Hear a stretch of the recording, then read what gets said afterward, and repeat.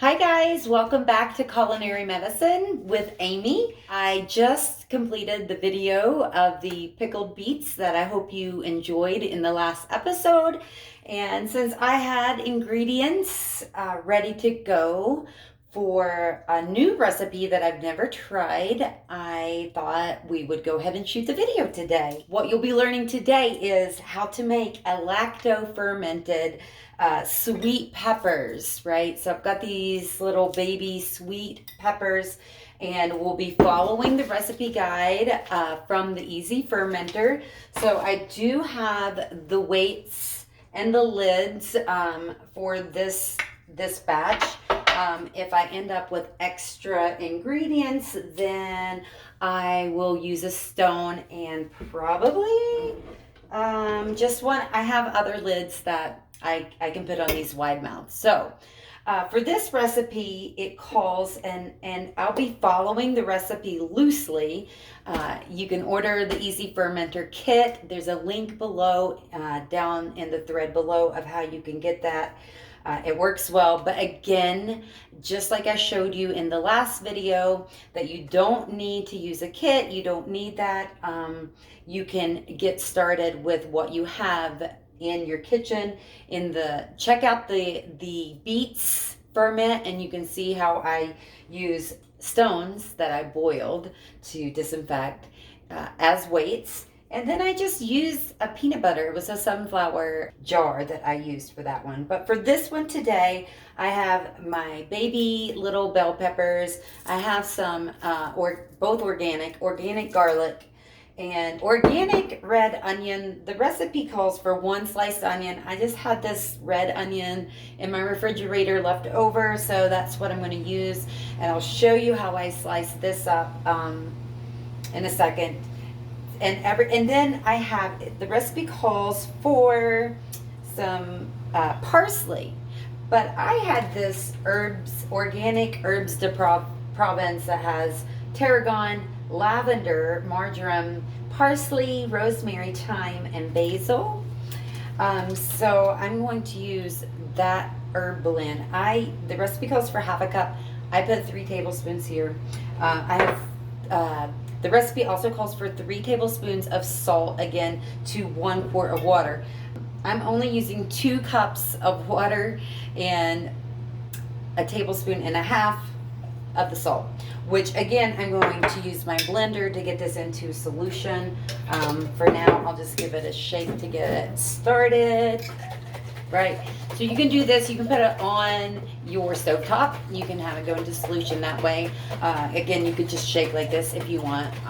I'm going to shake it for a little bit. To be honest, I may just shake it today because I think it might work just as well as the, my Ninja blender. Okay, and then I have a tablespoon of cumin that's going to go in. So I have my jar, and it's a wide mouth so that the weight can fit in there. And right now, probably, I'm not sure, since I've never made this. I know that you want all of your vegetables to always be completely submerged into solution. So I'm not going to put these in whole, although I'd love to do that, but I'm afraid that will go bad. So what I'm going to do, I'm going to slice these in half and still use the whole peppers.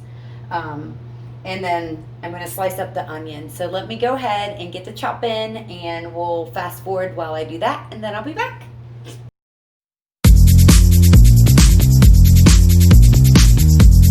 Okay, I'm back. So I have chopped all of the sweet peppers. If you can see that, oh, they look so yummy. So slice them in half. Again, that's because I'm nervous that the air inside of them would make the ferment go bad. This way I know I can get them all in solution, because that's very important when you're fermenting, to make sure everything goes into solution and is under the solution. And that's why we use weights. So again, 3 tablespoons to 1 quart is what the recipe called for. That's what I use. I have 2 cups here. I may actually need more than this, because once I started chopping the peppers and I had the onion chopped, I realized I'm going to need to make it in a 1/2 gallon mason jar. I'm going to run out of room in the quarts, so I may actually need more of this. No biggie. You saw how easy it was to make. Again, I didn't even use, to get it to go in the solution, I just give it a shake today. So again, peppers. I used the red onion and sliced that up, right? I just did like a thin slice on that. I don't know if you can see that well, but that's going to go into the bottom of the jar with the garlic. So now I have here, you can use as much garlic as you like. When you're fermenting, I probably could use more than this. So I'm going to I've got 1, 2, 3, 4, 5. Let's do 2 more. I don't know. I love garlic. It's so delicious and it's so healthy for you. So I'm going to pick off 2 more cloves of garlic. Again, organic's always best. You just especially for root vegetables like the beets that I did, the garlic, anything that grows underground or is very leafy. Leafy's anything that takes in a lot of water, anything that's in the ground, you really want to use organic when possible, because those are really absorbing in what they're putting in the dirt and all those chemicals, nasty chemicals you just don't want in your body. They wreak havoc, especially the GMOs. They use all of that Roundup, which there's a lot of research that shows that the Roundup is very, very bad on your gut bacteria, which again, eating these fermented foods is so good for supporting your gut health, to help you digest your food, to help you make vitamins.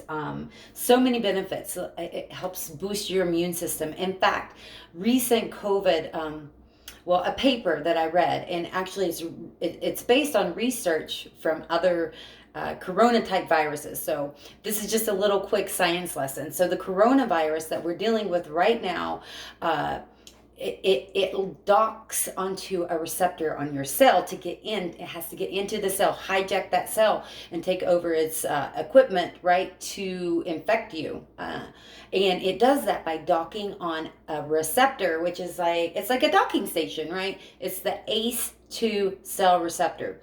And so the research is they've been looking at, and this is past research and ongoing with the current coronavirus, but they're looking at your gut bacteria and what types of bacteria are prevalent in the gut, and then looking at how many docking stations are on your cells.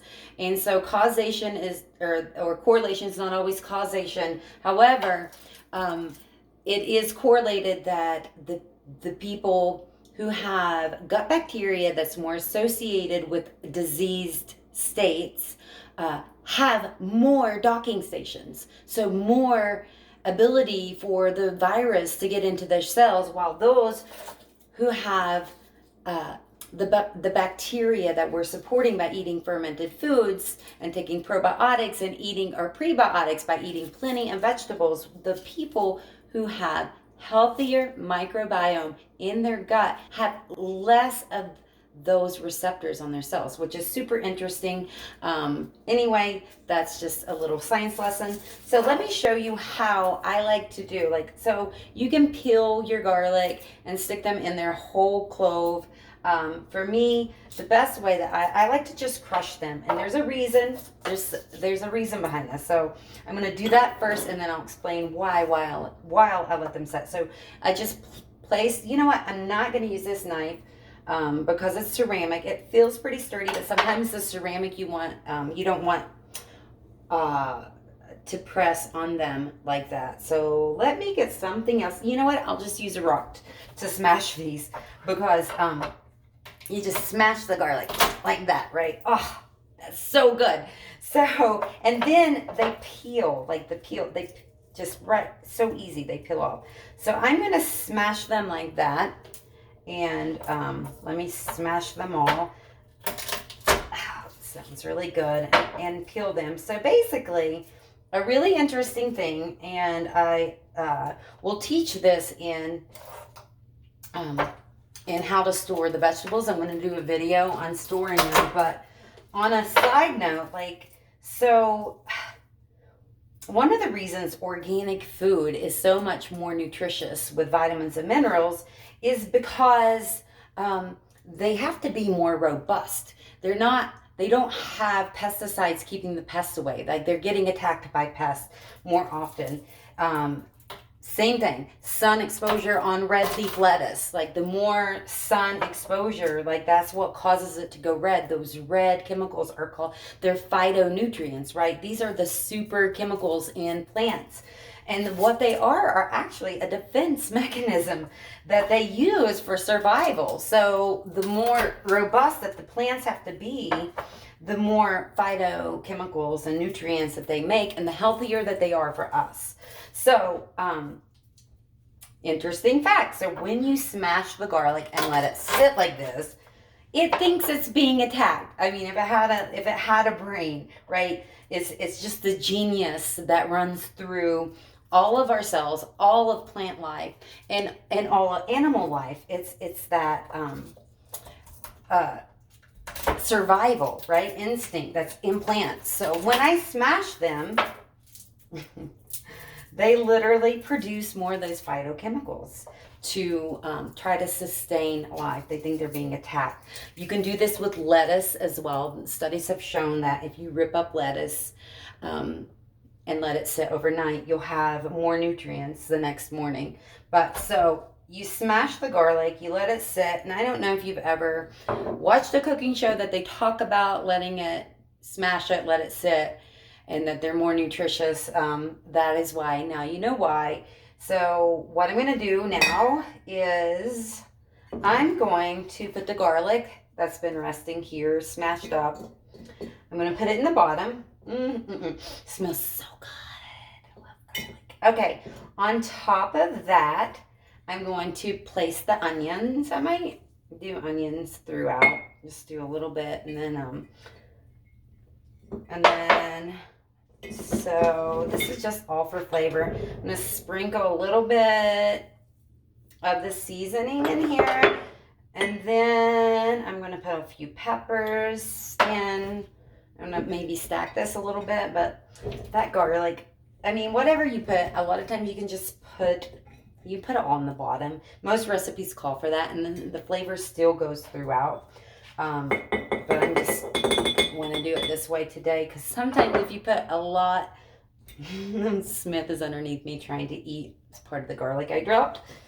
Sorry, buddy. Okay. And yeah.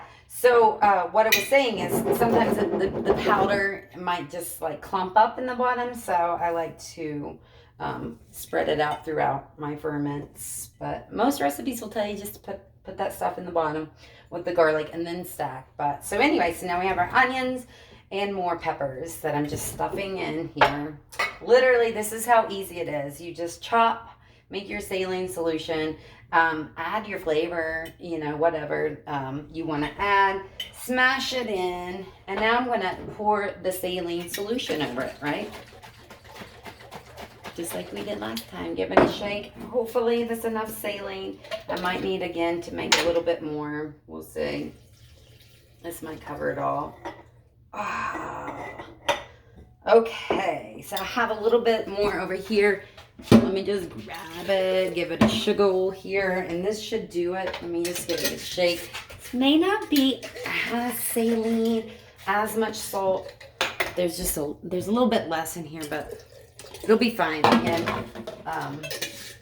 like I said, it can be an exact science when you start using the scales. I haven't had any problems with my ferments. I do like mine to ferment long. I like mine sour. I like mine extra like sour. So I usually like a little extra salt. And I know there's other ways to ferment. In fact, I want to experiment with a whey ferment because I also make milk kefir. And you can strain the whey from that and use that as a ferment, which I haven't done. So a lot of these things I'm going to be teaching. I'm going to be learning with you and teaching you how I've done it. So I think for this batch, I'm going to use the stones just because it's a little bit of earth in here with my ferment and it makes me happy. So I'll just, let's see, get it in there. So again, you want your vegetables. I don't think this one's gonna fit. Okay, that one's a little bit too big. Again, weight that down now. Everything's under solution. Yay! Okay. So I'm just going to use the easy fermenting lid. I really like these because I don't have to like worry about it. I know that they're just going to let the gas get out, and I can set it and go. There you go. Look how beautiful. It makes me so happy. Like, look, we've got these beautiful, beautiful peppers and onions and garlic in here, and it's going to be so delicious. All right, guys. So thank you again for joining me. I hope you learned something. If you have any questions, shoot me an email. Put it in the comments, even better. This way, if you have a question, somebody else has a question, and I will answer your questions. Also, if you have anything that you want to learn that's healthy and nutritious and that you've read about or you're curious, I have a list already that I'm starting to collect on things that I will teach and learn alongside you if I don't already know. And I'm looking forward to this journey. Thanks again, guys. Have a great day. See you soon. Bye.